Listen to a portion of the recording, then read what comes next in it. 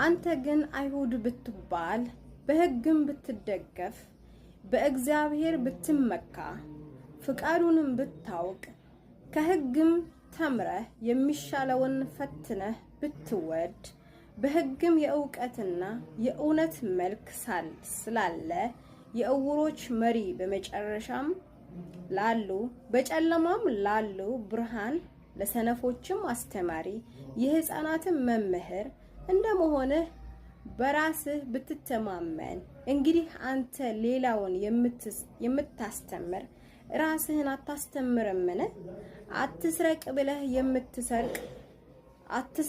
ብለህ የምትሰብክ ትሰርቃለህን?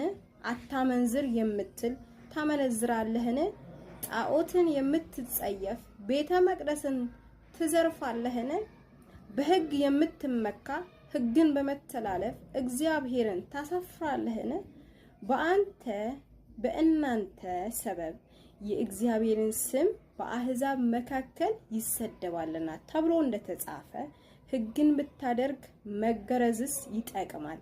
ሕግን ተላላፊ ብትሆን ግን መገረዝ አለመገረዝ ይሆናል። እንግዲህ ያልተገረዘ ሰው የሕግን ሥርዓት ቢጠብቅ አለመገረዙ እንደ መገረዝ ሆኖ አይቆጠርለትምን? ከፍጥረቱ ያልተገረዙ ሕግን የሚፈጽም ሰው የሕግ መጽሐፍና መገረዝ ሳለ ሕግን በምትተላለፈው በአንተ ይፈርድብሃል።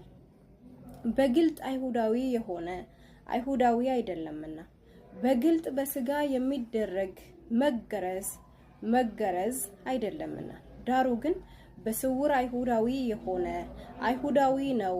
መገረዝም በመንፈስ የሚደረግ የልብ መገረዝ ነው እንጂ በመጽሐፍ አይደለም። የእርሱ ምስጋና ከእግዚአብሔር ነው እንጂ ከሰው አይደለም ይላል። ተባረኩ።